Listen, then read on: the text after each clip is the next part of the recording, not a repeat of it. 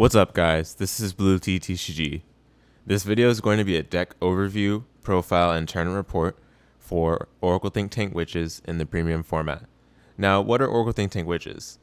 They are a combo focused and defensive oriented archetype of Oracle Think Tank focused around building early game card advantage and protect markers by means of the so-called ride line of Mumu, Pupu, and Coco, graded 1 through 3 respectively, leading into the deadly late game combination of Yo-Yo into Zozo, backed by either a Pupu or a Popo in order to land the finishing blow on the opponent. As the deck has a number of abilities reliant upon Imaginary Gift Protect 1, it's necessary to run it as your gift marker of choice, and make sure to have a lot of these as you're going to be going into them quite often throughout the game. So before we dive right into the deck profile, let's touch on a bit of the pros and cons of Oracle Think Tank Witches. So some of the pros. 1, the deck has a pretty strong early game if you get all the right combo pieces in your hand. Generally speaking, the card advantage built leads you to get about 8 to 9 cards in hand around the time of your grade 2 turn, which allows for a good cushion going into the mid and late phases of the game. Pro number 2. The deck has great ways of defending against the most deadly guard restricts and high number decks in the game. Dimension Police being one of the notable ones off the top of my head. They reach high numbers that generally require perfect guards or you just die. This deck has no problem with it, especially given that we are able to generate several protect markers turn after turn. Not to mention, we do pretty well against guard restricts generally speaking, just because we can throw away the protect markers as a junk extra card from our hand when we face a Battledore guard restrict. So it's very nice that this deck is able to deal with those in a clean way. Pro number 3. The finishing is obscene. Ichikishima paired with either Pupu or Popo is just straight up unfair at times, especially since Popo allows for an unguardable attack as long as your opponent does not have interceptors or blitz order cards in their hand. And not to mention, just generally speaking, the strides that we go into are extremely strong when we have Yo-Yo available at our disposal. Now for the cons. 1, the deck is, as mentioned in the first pro, very combo heavy and combo reliant, piece reliant. Has a lot of moving parts that, generally speaking, if you just don't get the right ones at the right moment, you might just flip over and die, or you just might have an underwhelming early game or mid to late game. Notable examples of which being, if you don't have Nini paired with your Coco, then your Coco is a lot weaker than it really should be if you're playing for the first grade 3 turn. Con number 2. Since the trigger lineup is not running anything other than crits, which is the best thing to do if you're running Oracle Think Tank Witches, you're generally kind of predictable. Your opponent's going to be able to play around these kinds of triggers a bit more easily since there's not really any surprises. Not to mention, this deck doesn't have any scrying, unlike other archetypes of Oracle Think Tank, so you're still kind of reliant on the random trigger checks that most decks have to rely on as well. The so-called peasant aspect of this archetype of Oracle Think Tank. Con number 3. The G-Guards are not very strong for Oracle Think Tank as a whole, so generally speaking, you're reliant on the numerous Protect 1 markers that you generate, and guarding low numbers is very awkward quite often because you just don't find yourself having those small shield values in your hand throughout the game, because those Protect 1 markers are either cluttering your hand or you have a lot of grade 3s because they're necessary to run as your combo pieces. So just overall, it's not very clean in terms of actual flexibility when you're guarding. But the Protect 1s do a good job of at least cushioning yourself against decks that have high numbers. But it's still pretty hard to deal with decks that can attack multiple times, where they whittle down your hand and leave you with not much to fight for, especially that all your Protect 1 markers in your hand still require 2 cards minimum. Alright, with those out of the way, let's go ahead and get right into the deck profile, starting with the grade 0s and trigger units. All right, our starter is Lozenge Magus. So, of course, this is just a standard V series starter. When rode upon, draw a card, and if your opponent's Vanguard is grade 1 or greater, you add a quick shield to your hand. The quick shield is actually extremely important because, again, as I mentioned before in the deck overview, 5k numbers, basically very small numbers, are this deck's weakness in my opinion. So it's necessary to have access to a way of getting the 5k shield, a little more easily to your hand. And there are actually a couple of matchups such as against Narukami where I found myself keeping the quick shield because I needed a way to have another card in my hand to bind. In situations where I need to bind a card from my hand, I'd rather bind a pseudo card as opposed to an actual unit card, so that it doesn't count to the cards in my bind zone. Speaking of which, I think that's where this deck gets a really strong edge over matchups such as Narukami, because we have a lot of pseudo card generation and pseudo card access that allows us to dodge the high number of cards in bind zone that would otherwise be the case for many other decks. Especially now that stun nerfs is going to be to 1 in the upcoming ban list, this is especially helpful for us. So do keep in mind you want to probably hold on to that quick shield a little longer than you would otherwise do so. But yeah, 1 copy of Lozenge Magus as our starter. All right, and enough of the starter. Let's go into the trigger units. We're going to begin with the 4 copies of Toyotamahime. I think that's what the pronunciation is, something like that. Toyotamahime. Anyway, this is the Heal Guardian. This card is necessary in this deck because if you're going first, you want to always be able to G-Guard so that you can go into Ichikishima first stride. Again, these card pronunciations are a bit hard for me, so apologies in advance. But if you're able to G-Guard after you do your grade 3 turn, then you get a first stride Ichikishima, which honestly can oftentimes be the end of the game right there. And if not that, it would be the second Ichikishima anyway, because that allows you to get GB3, and then from there onwards, you should have enough in G zone to be able to go into Ichikishima without having to persona flip on her ability first. We'll talk about that in the G zone. But it's also good to have a Heal Guardian because going second, this deck doesn't really do much except for Mumu. Basically, you're not really pulling off that many attacks, and the grade 3 turn is nothing too spectacular. So you probably do want to have this in case you get rushed against by your opponent. But generally speaking, whenever I remember to keep my Heal Guardian, because there were several times where I just forgot to keep my Heal Guardian, as you'll see once I put up the VODs for some of my matches in the remote tournament I did with this deck.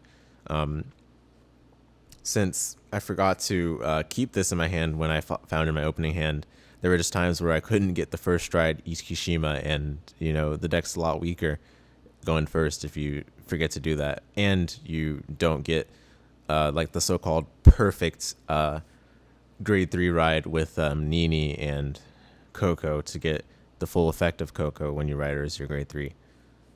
So yeah, that's 4 copies of the Heal Guardian. Again, very important to have the Heal Guardian still in premium. All right, and then next up we've got 4 copies of Sentinel Crit. So Sentinel Crit, we're running all crits. This is an Oracle thing deck. I think you shouldn't expect anything different than what we've got here. The most important part about the Sentinel Crits, though, is that allows us to guard high numbers, again, without having to burn our Protect markers. That way we can save those Protect markers for our actual effects that need them, and refer to them, such as Zozo and Pupu. Both of those cards are cards that refer to Protect markers in a favorable way for us so that we can pump their numbers to upwards 70k. 70k is definitely a reasonable number to hit with this deck. This deck gets insanely high numbers. So Sentinel Crit helps out with reserving those aforementioned Protect markers. It's also good because if you scry with Nini early on and you find this on the top, then you can put this on the top, and then you'll be able to get this in your hand off the drive check. That way you have it in your hand for at least a good chunk of the game. And early game is especially when this card is very useful because you want to. That's the phase of the game where you want to not guard with too many cards. So 30k shield is perfect for that. All right, and then for the rest of the crits, we've got 4 stride fodder, and then we've got 3 of the put into soul, draw 1 card, get +10 to your Vanguard crit from 2019, 2020, and then 2019. Yeah, so this again pretty straightforward. The stride fodder crit, very important to note about it is that it's a witch, which works perfectly with Mumu. This means that we were able to search this off of Mumu, or even reveal it off of Mumu, allowing us to get the full effect of Mumu without her having to go into Soul, which means we can abuse it again and again and again, allowing us to repeat our card advantage loop for the early game, which is what this deck really excels in. Now, the ability to stride by discarding this is also extremely important because there are a lot of grade 3s that we don't actually want to discard for stride costs because they're like combo pieces. So we don't want to lose that opportunity because once they go to the drop zone, by discarding them for stride, then it's like, oh, we don't have them anymore.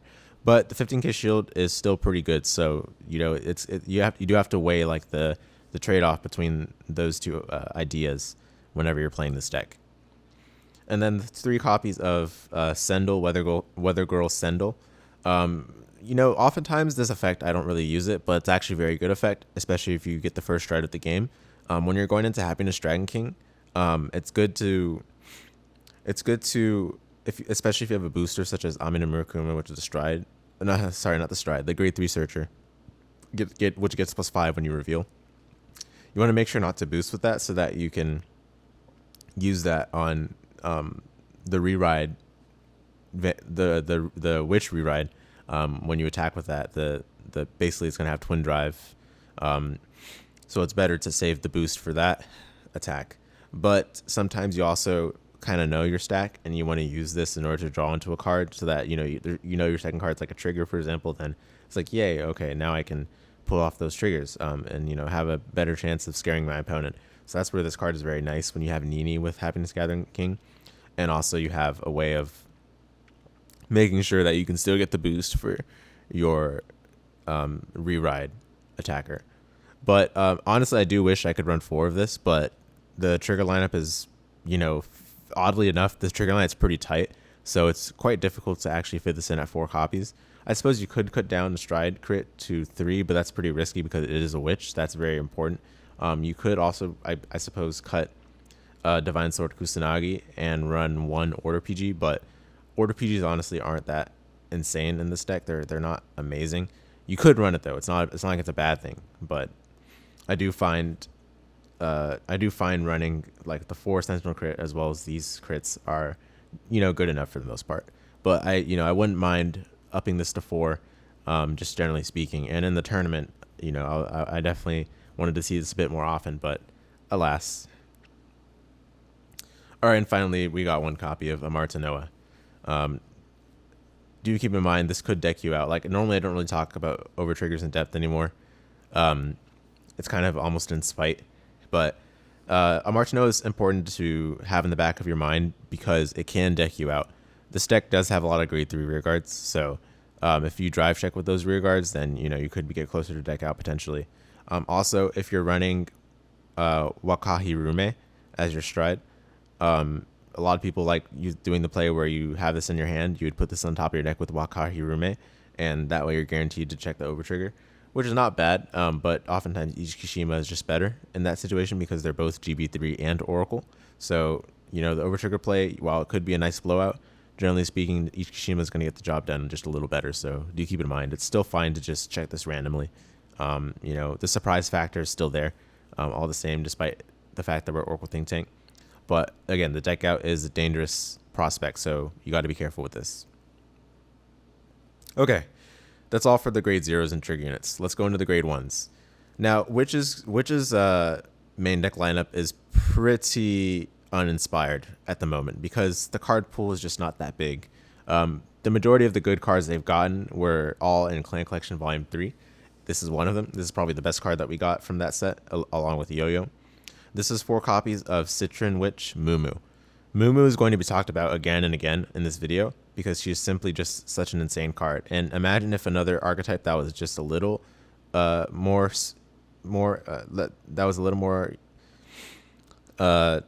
expansive. Imagine if they had this card. That would be just simply crazy. This card reads, when rode upon by a unit with Witch in its name, we draw a card. So very simple. It's like a starter, basically, except it's a grade 1. So we're also drawing off of our grade 2 ride, not just our grade 1 ride. And the second and most important ability is We Soul Blast 1 as an activated ability, as well as rest this unit. And then we look at the top 5 cards of our deck, choose up to 3 cards with which in their name from among them, reveal them, and choose 1 card from among the revealed cards, put it into the hand, and shuffle. If you do not reveal 3 cards, you put this into your soul. So to explain it simply, right, we check the top 5. We're looking for a card to add, but we have to reveal 3 if we want this to stay on the field. If we don't reveal 3 witches from among the 5 that we looked at, then this card is going to go to soul, meaning that we won't be able to repeat it every single turn. That's basically the gist of what it's trying to say. So our goal with this card is to be able to repeat it all throughout the early game, up to around the first, second stride-ish. That's when we don't really need it as much anymore, and that's probably when we're about to be running out of soul as well. But basically what this card does is it's a plussing engine, a deck thinning engine, and a way of cycling through your grade 3 combo piece witches all in one card. It's such a great card. And the fact that we have this in witches is great. It's obviously something that we love and we cherish, but if it were in another archetype, that archetype would just shoot up in the ranks, like in the tier list, that people post on YouTube lately. It would just shoot up, right? This deck's already pretty good. It has its pros and cons, as it described earlier in the video, which is probably what's holding it back, truthfully. But it's a very strong deck, and I think it's one of the strongest decks that can, make use of Ichikishima's Guard Restrict. So this is one of the most important parts of all of that, because the fact that we're able to build advantage to that degree early on in the game, as well as deck thin, makes sure that we can get the triggers that we were looking for late into the game, especially since this deck doesn't scry very much, as I mentioned before.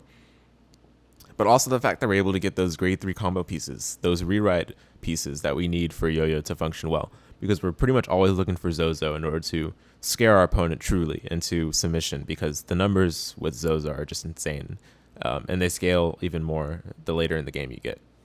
So Mumu's fantastic.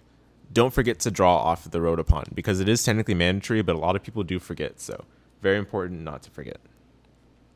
Generally speaking, just one more thing about Mumu before we move on.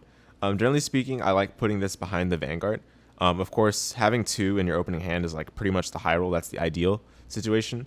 If you have another grade 1 to ride, it's probably better to ride that and then call this behind the Vanguard. The reason why you want to call it behind the Vanguard is that your Vanguard is generally not going to be the unit that's going to need a boost. Your rear guards, you want to have you want to have them boosted because they're not going to be drive checking most of the time, and also they're the ones that are going to be pulling off the finishing, generally speaking. So you want to have boosters behind them ideally. So this card behind the Vanguard is probably the best place to put it. Okay. Next up is 4 copies of Ame-no-Murakumo.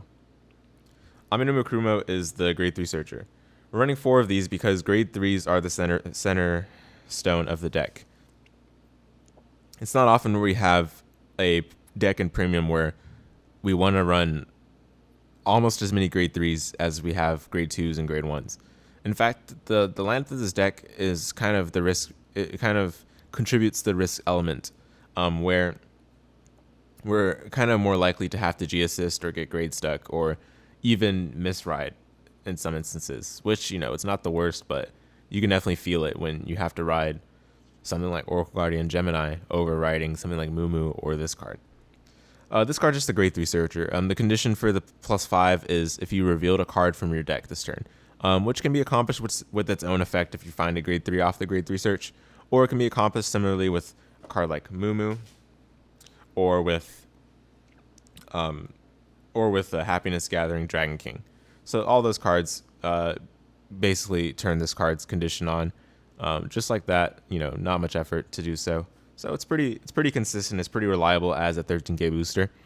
Now, early game, you don't really want to be calling this as a rear guard, and this is one of the mistakes I made throughout my tournament run. Generally speaking, you want to have this later in the game so that your opponent doesn't have a chance to either remove it from the field or start damage denying you, because this deck, while it doesn't need too many counterblasts, you still need just a couple just to make sure to be able to pull the combo off, because the difference between activating Yo-Yo and not is essentially just a 3-attack, a vanilla 3-attack deck versus I am rewriting, I am pumping my numbers, and I'm getting 4 attacks. Like, it's a big difference. You'll notice it.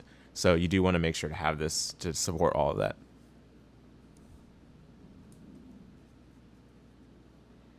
Okay. got a couple more grade 2s here. These ones are the ones that are quite quite underwhelming. This is representative of the fact that witches have a quite small card pool in terms of good cards. At least we got 2 copies of Oracle Guardian Gemini and 1 copy of Roro. Now, Oracle Guardian Gemini, I ran it in the tournament at 2 to have a safety net, to ensure that I can still use Yo-Yo for a turn just in case I get damage denied or find myself needing to guard. It's also just a comfort thing. It gives you some comfort in your head that, okay, I can safely take a few damage, but I don't have to take more than like 3 damage because I know I have a counter charge on my deck that will allow me to still counter charge if I'm in need of a counter blast for Yo-Yo.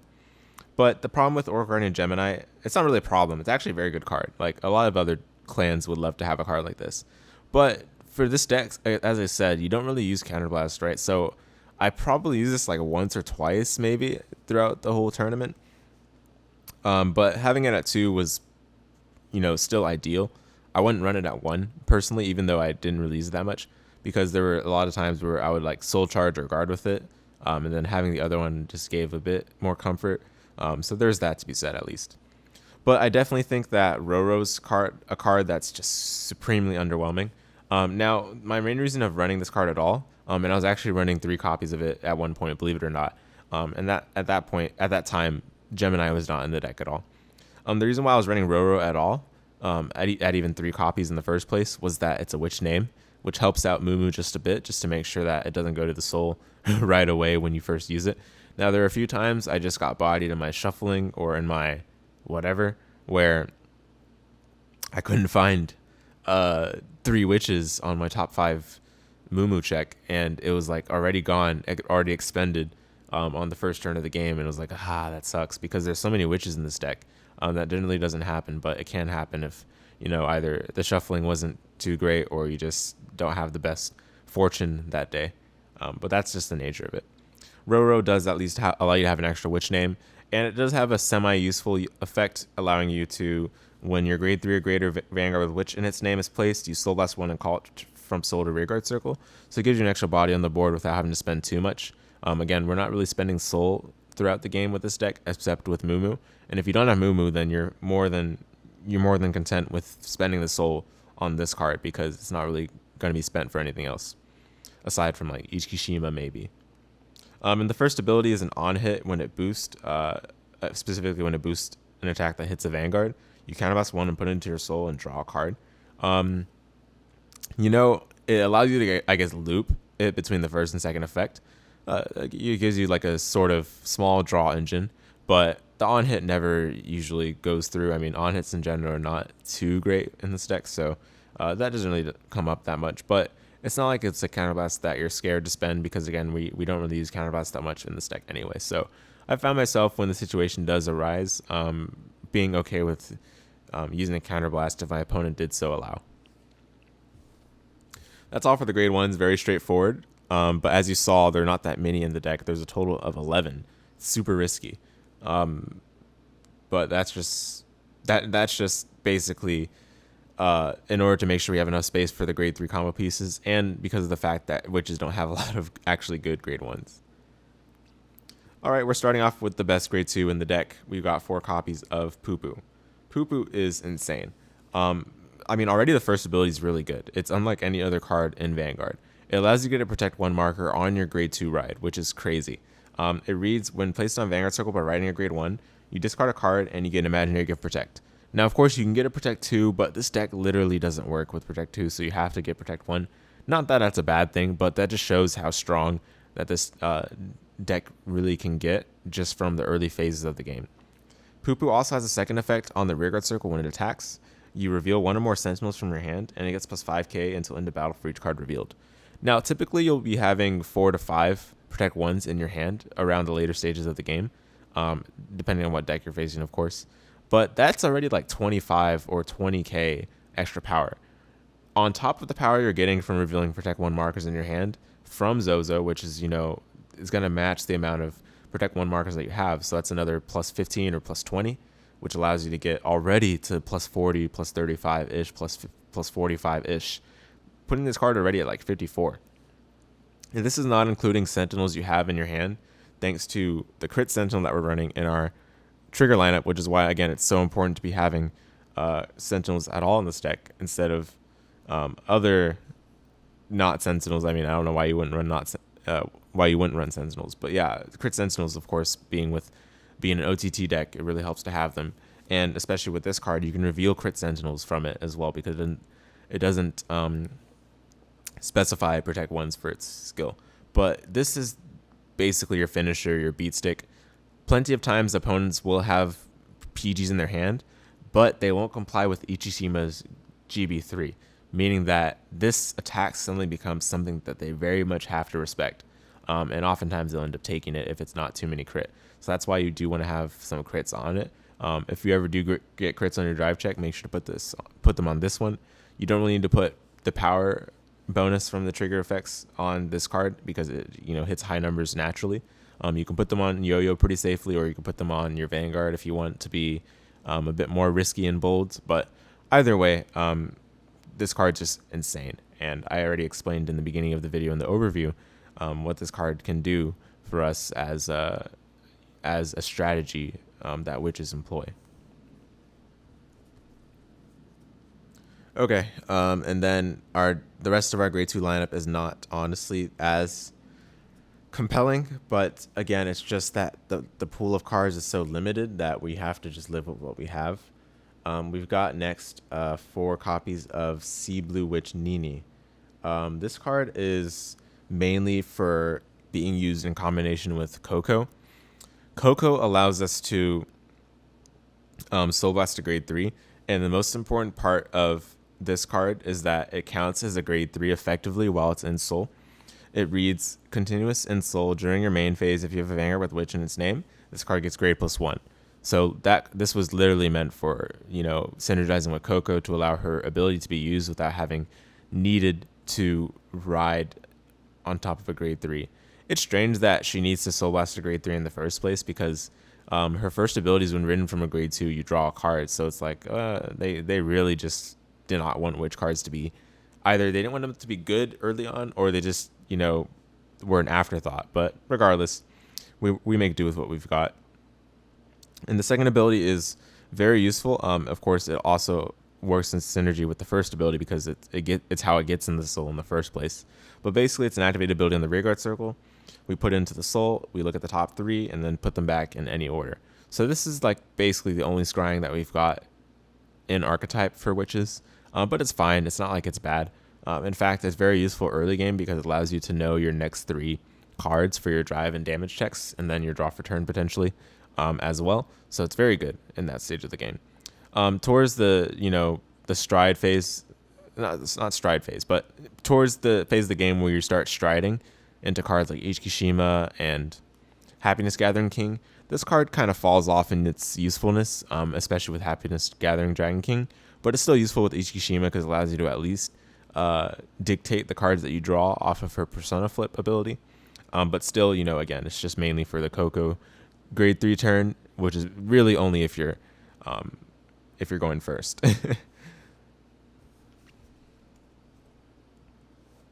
Okay, and then last but not least, for the grade 3 lineup, we've got 3 copies of Jade Witch Tete. So Tete is pretty good, but it's at 3 copies, but again, because of space that we need to save for our grade 3s. I would run this at 4 because it is a pretty good card and allows us to have a bit more comfort with regards to what we discard, when we discard, how we discard off of our card effects. Namely being our grade 3 searcher, as well as Pupu's when riding on a grade 1 auto ability. We can discard this pretty safely and then literally go plus off of a cost in order to Soul Blast 1 and call us to rearguard circle, giving us either an extra body early game or just allowing us to have an interceptor with which we can work, which synergizes greatly with its other ability when it's put on the guardian circle. So notice how it says put and not place. That means it does work when intercepting. We choose any number of sentinels from our hand and discard them, and then this unit gets plus 20k shield until end of battle for each card discarded. Card's phenomenal for certain matchups. especially actually in matchups where you don't want a PG, but you still want to make sure to avoid guard restricts in some manner. This card can intercept and then discard your sentinels in order to basically avoid the guard restrict, but still still have a way to guard the high numbers. So this card's amazing. And again, I would run it at 4 if there were a bit more space, but sadly it's not. There's not a lot of space. I was running it at 4 in an earlier version of this deck, but unfortunately the space is lacking, and I do want to look for a way to get it back to 4 eventually. So we'll look for a way. But I love this card. It's really good. You don't want to ride it though. If you ride it, you are in a very bad position, which I did have to ride it once in one of my games in the tournament. So rough time for me, but you would much rather ride either Seablue Witch Nini or Pupu. It's all for the grade 2s. So now into the grade 3s, the heart and soul of the deck. No pun intended. We've got 3 copies of Scarlet Witch Coco.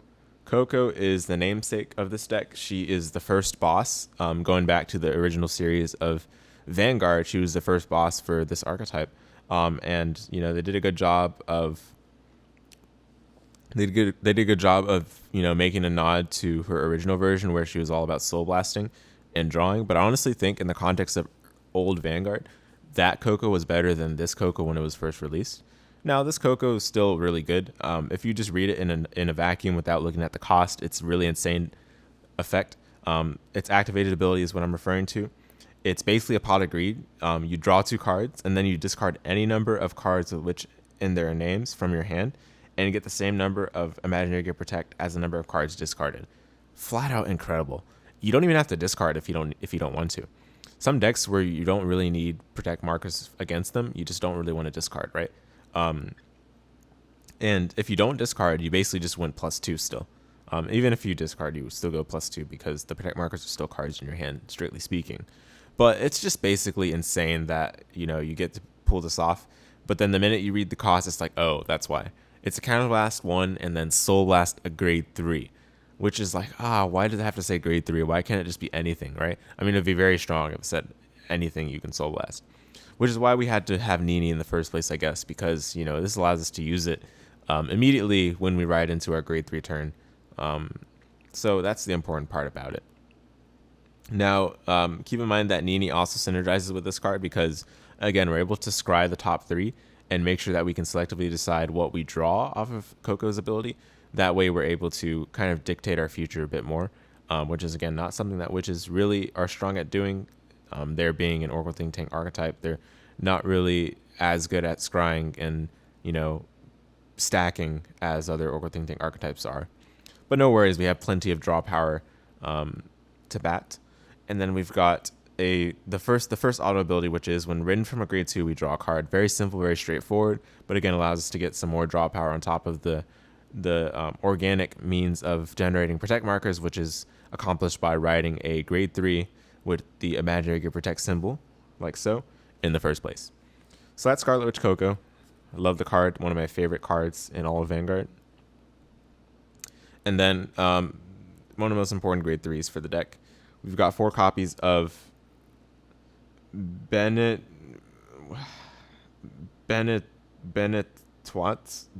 Toit Witch Yo-Yo. I don't know how to pronounce that. Apologies. But this is the main grade 3 that we're looking for. Now, do you want to ride it? Not typically. Riding it is not that good, even though it has a good Rotopon skill. Mostly because the fact that if you stride into this card after riding it, if you stride into one of our strides after riding this card, that means you won't be able to get the Rotopon. The way it works, basically, this is just something that's clarified and outlined in the comprehensive rules. But basically, when you stride, and let's say this was your Vanguard before striding, this card is going to become your heart card, and heart cards don't have abilities, technically, unless they're referred to by specifically the stride, such as, Chandran Core and Crystal Luster. Both of those cards refer to the heart card's abilities, so they're able to look at them as if they had abilities. But technically speaking, heart cards do not have abilities, which means that if you try to re-ride using Yo-Yo's ability on the rearguard circle, from the front or rearguard circle, and you ride over this, you're not actually riding over this. You're going to be technically riding over the stride, which means your stride's going to go to the G zone. This no longer becomes the heart. This becomes the soul, but it's not going to be the card that's rode upon. So that means you won't be able to get that extra protect or call to rearguard circle. In fact, let's read its ability so that you guys know what I'm talking about and you're not just confused. It's basically reads auto Vanguard circle or front or rearguard circle. Very important. Or at the end of the battle, your grade 3 or greater. So there's an errata on this card. It reads incorrectly when I'm reading it from. But basically, at the end of the battle, your Vanguard with Witch in its card name attacked a grade 3 or greater Vanguard, is what it's supposed to say. If it is the first battle of that turn, you counterblast 1 and discard 2 cards from your hand. Then choose up to 1 grade 3 card with Witch in its card name from your hand and ride it as stand. And then the second ability is when this unit is rode upon, you call it to rearguard circle or you get an imaginary gift protect. Now, most of the time, which one you do just depends on the matchup. There are some matchups where you just need to have a safe method of having a yo-yo on the crackback, especially against like Kagero and stuff. So calling this card or like, normal calling it, let's say from your hand, is probably not ideal. You'd rather ride into this off of her own skill using your front row rearguard circle's yo-yo's ability. That way you have a guaranteed yo-yo the following turn after that rearguard yo-yo gets retired. Basically, to illustrate it a little better, let's say you have this as your Vanguard and this as your rearguard. You would, let's maybe you have something else. Let's say you have let's say you have Coco as your Vanguard. You use yo-yo's ability to ride over Coco, right? So that, you get the protect like so from this ability. Not from the ability, but from riding it, basically. And then, on the following turn, let's say they get rid of this yo-yo, so it's no longer here.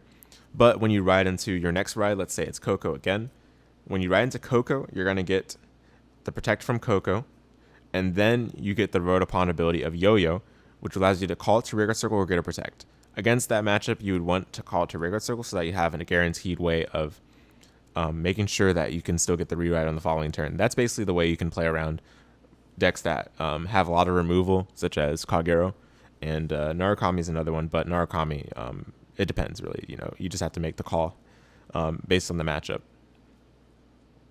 Yo-yo is just basically the centerpiece of this deck. It allows for all the combos that I illustrated or described before, and it also makes sure that we're able to clean up our opponent in the appropriate manner. And finally, it's a great way of generating several numbers of protect ones. Okay, and we got 2 more cards to go. We're going to present them together. We've got 3 copies of Zozo and 1 copy of Popo. So you're probably wondering, why am I running only 3 copies of Zozo despite her being the best target for yo-yo? The problem with 4 copies of Zozo I've run into is that you never really want to ride Zozo without yo-yo's ability, because you always want to make sure if you're able to use yo-yo's ability, you not only want to always ride this, but also that also means that it's basically only a combo piece with yo-yo. Normal riding this is not always ideal because when you stride, you won't be able to use the ability anyway. Now, of course, if you know you're not going to stride, then this is fine to just normal ride and play out your turn like a V turn.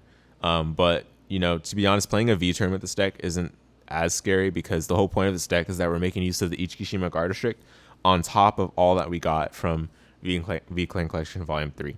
So that's where this deck is most deadly. Now, that is why I'm running 3 copies of Zozo and not 4. You could run 4 if you'd like, but again, you might find yourself having a bit clunkier of hands because there are a lot of cases where you wouldn't want to ride this compared to like Coco. Coco's like your throwaway ride. You'd ride it just to get the protect and then perhaps, discard another Coco for stride or discard a stride fodder crit to stride. But basically, you need to have a card that you can ride for the turn, and then you need to have a separate card that you're always going to ride off of yo-yo, which is this card, is what this card is going to be. Now, specifically what its skill reads is, on Vanguard Circle when it attacks, you reveal any number of imaginary gift protect from your hand, and 3 of your units in your front row get +5 for each card revealed. Very, very strong. Usually, again, we have 4 to 5 protect markers in our hands, so we're getting 3 of our front row units +25, +15, +20. It's insane. It really allows the numbers to push the limits for this deck. On top of the Ichikishima Guard Restrict, no deck is going to have an easy time against that. The second ability, which comes up occasionally, but not too often, is an on hit. When its attack hits a Vanguard, we counterblast one and draw one. Very simple. It also activates in the rearguard circle if that ever comes up. You know, you never want to call this the rearguard circle generally, but it can come up. So it's there for whenever you need the extra draw power. Finally, one copy of Popo. This card is pretty famous from its use in other Oracle Think Tank decks as, you know, your unfair finisher when paired with Ichikishima. This is the deck that it's meant for, strictly speaking, because it is a witch. But because it's a witch, that means it's very easily searchable off of cards like Mumu, as well as all the other draw power that we're running in this deck. And then, of course, the standard stuff such as the Grade 3 Searcher in Ame-no-Murakumo. So Popo reads when it attacks from rearguard circle if your deck has 10 or less cards. Until end of battle, it gets +10, and your opponent can only call grade 0s from hand.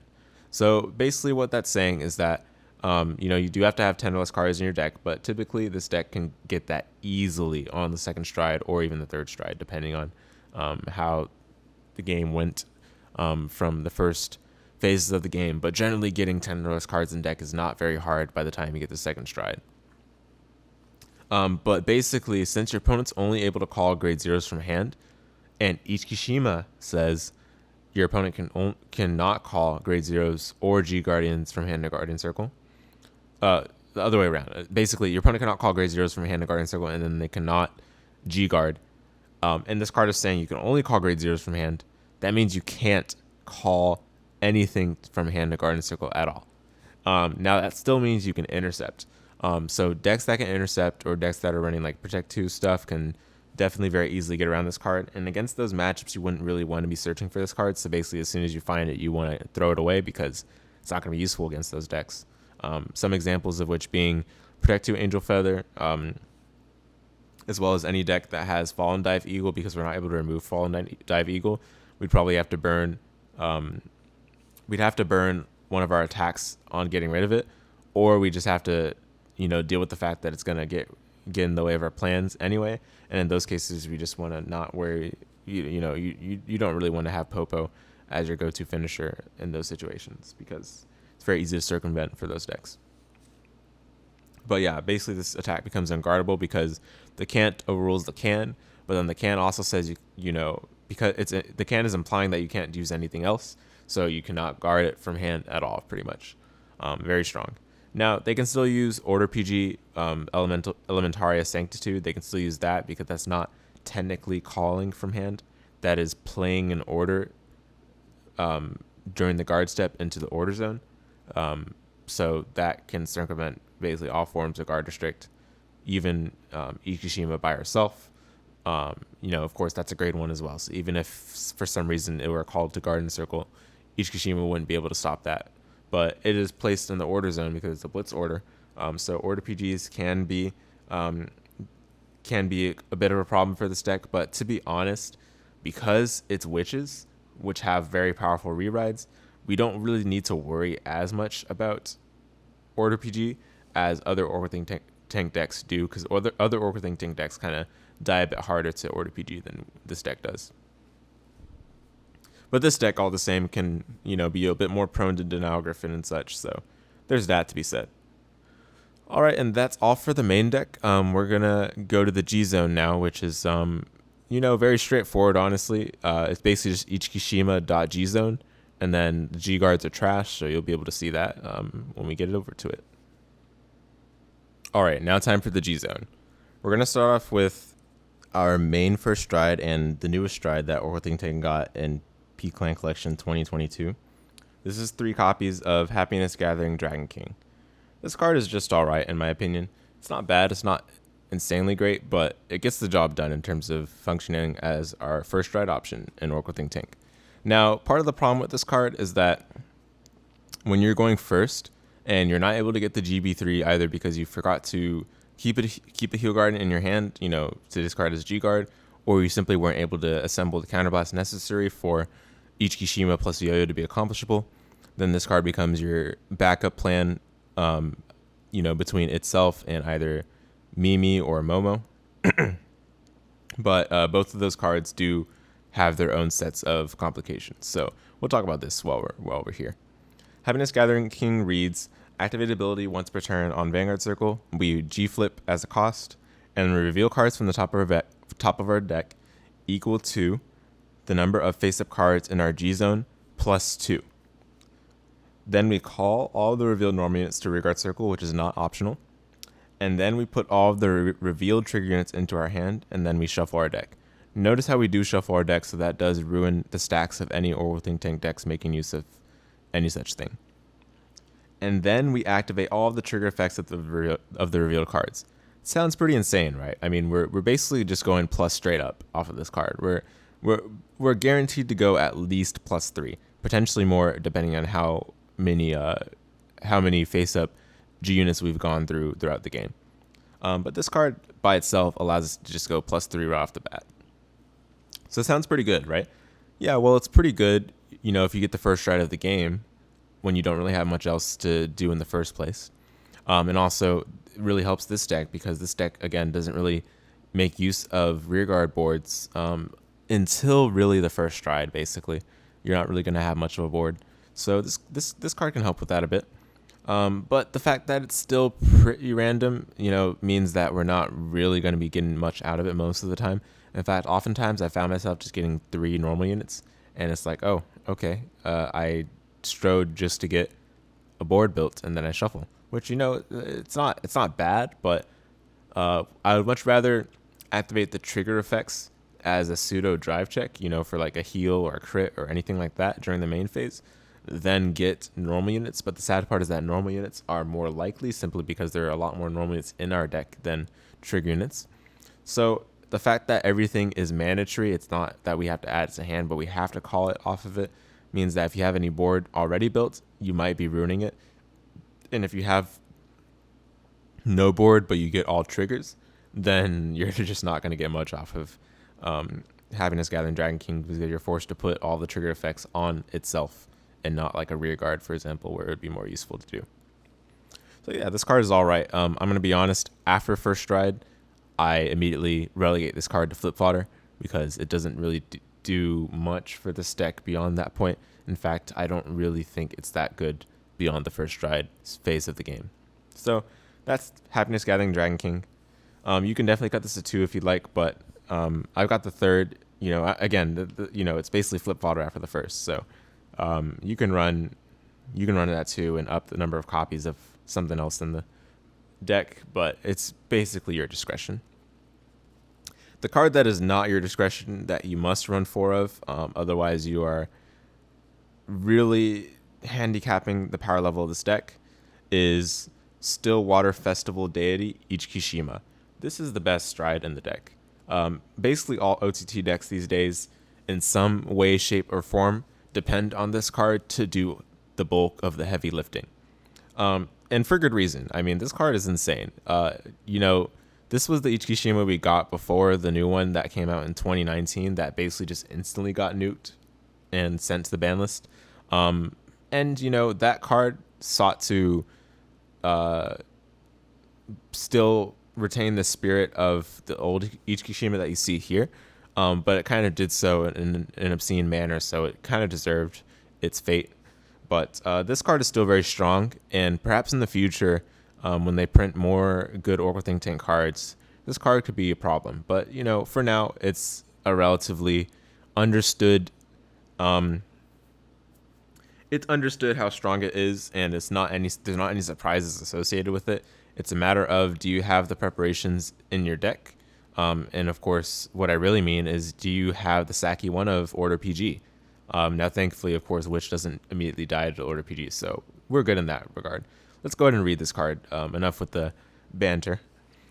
So it's activated ability on Vanguard Circle once per turn, counterblast 1, still last 1, and then we Persona Flip and draw 2. Very simple effect. But the most important part about it is that we Persona Flip, which gets us to that GB3 oftentimes.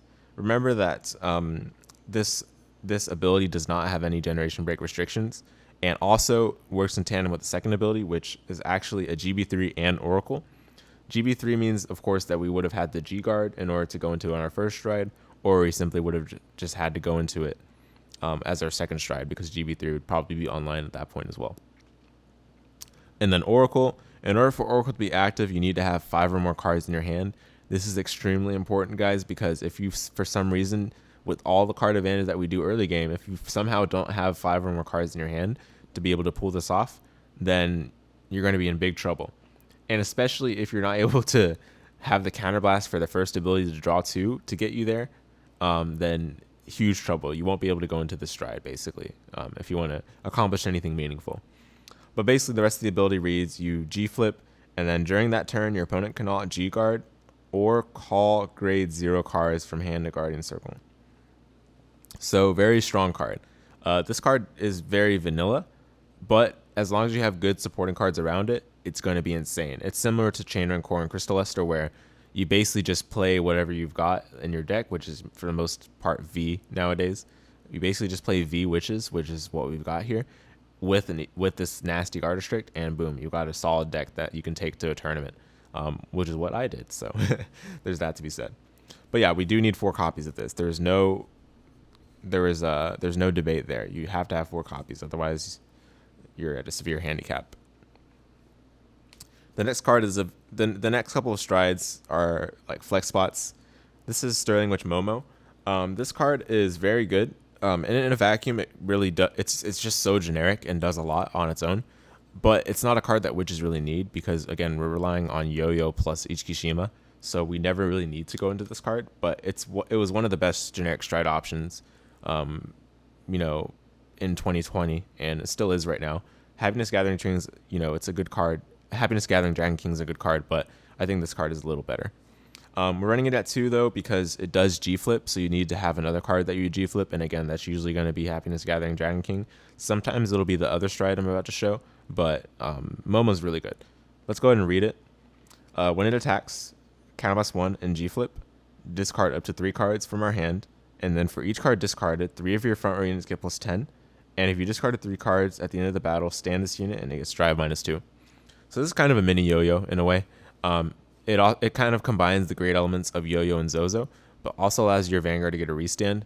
Now, what's kind of a little bit awkward about this card is that it doesn't work too insanely well with Yo-Yo itself.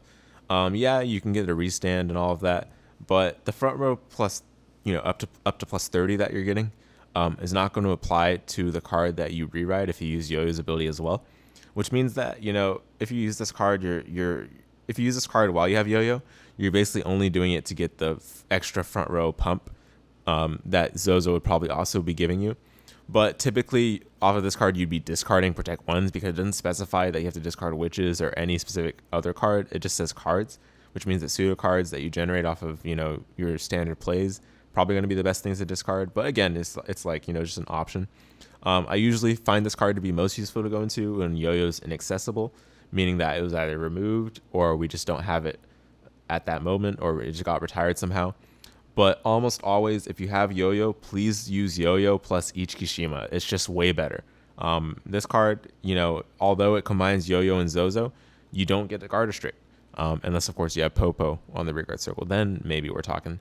But if you have Yo-Yo and you have a way to stride and you have Zozo, for the best Yo-Yo reride target, then that's always going to be better with Ichikishima than this card by itself.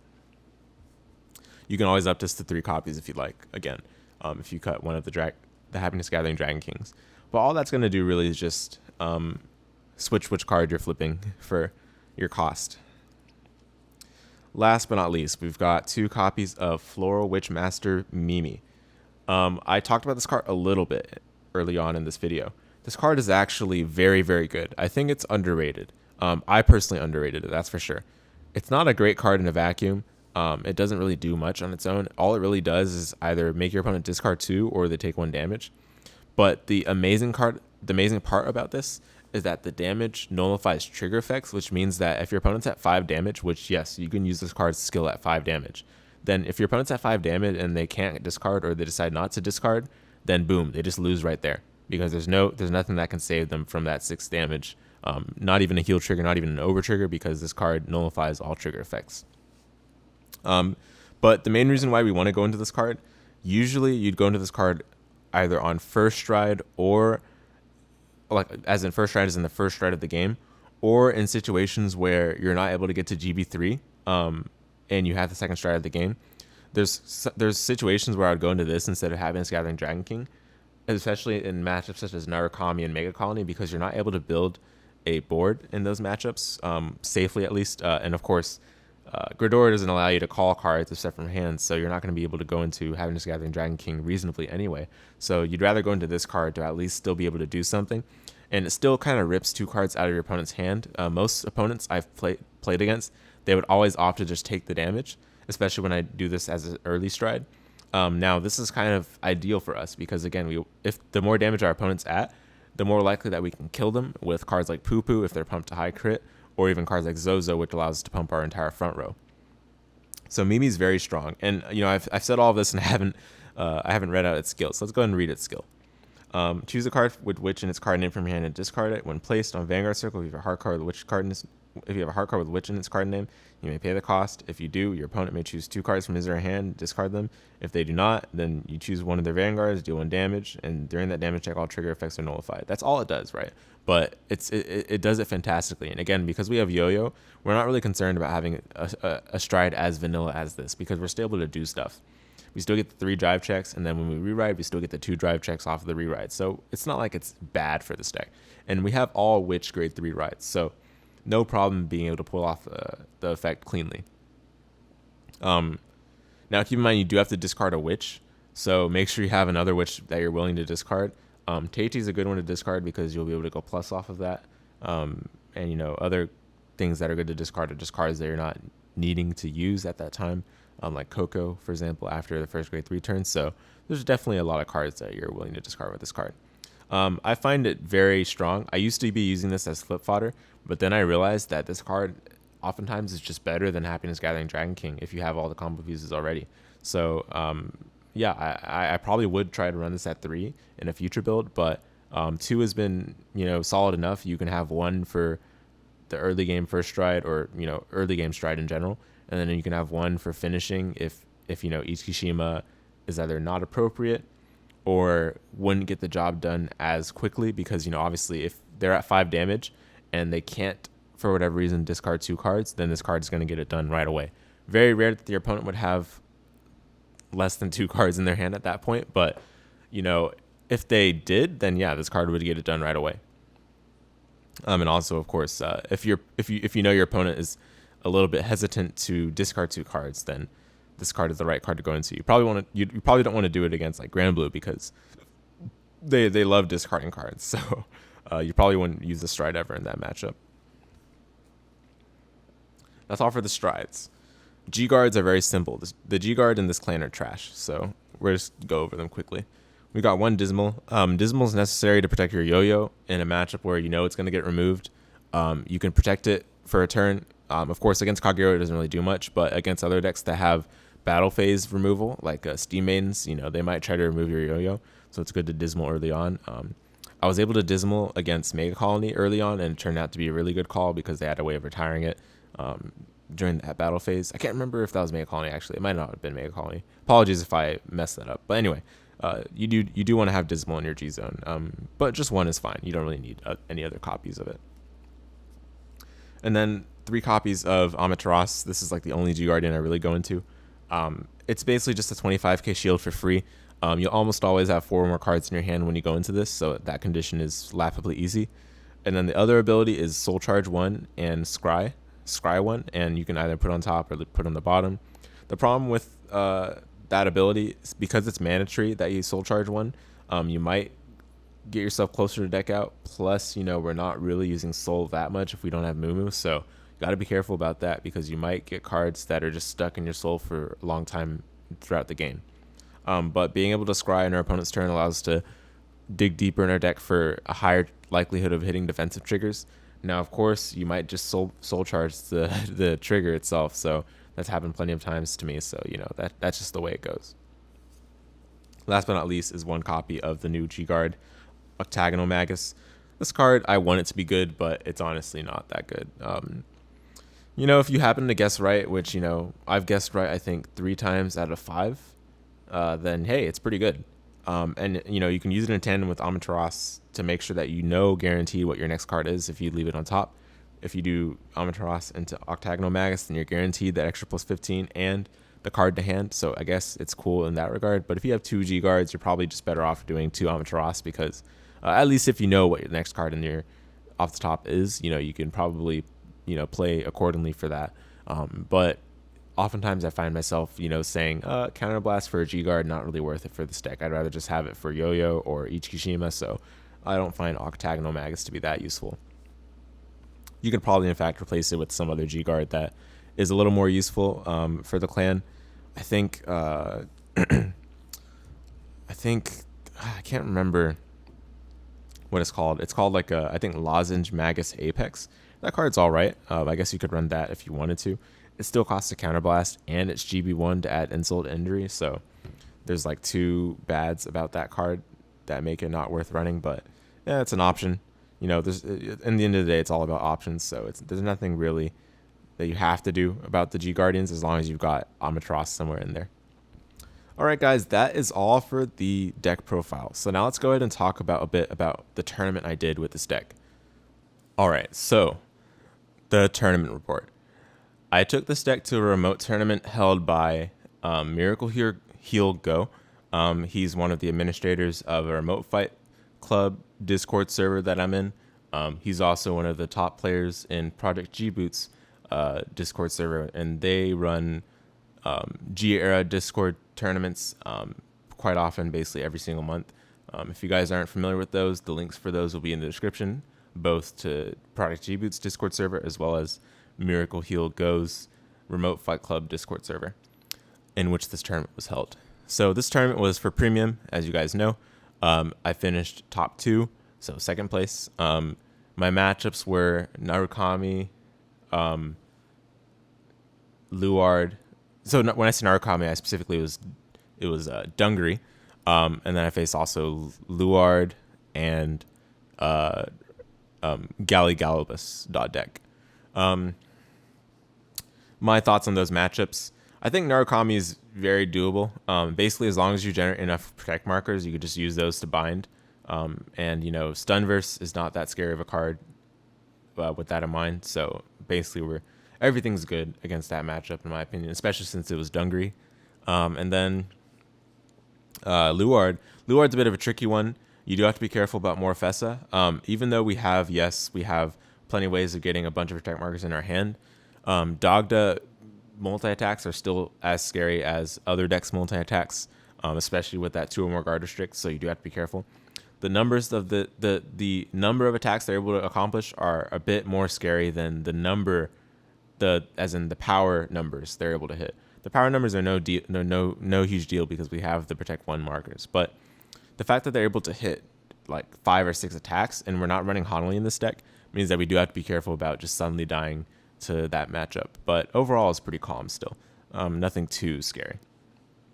The scary one was Galligalibus, but I think it was mostly because of my inexperience with this deck as well as in the Galligalibus matchup. The recordings for those 2 matches will be on YouTube against a Narukami and the Galligalibus player. But there were a lot of mistakes I think I made in that match. Of course, those of you in the comments can feel free to dissect them and,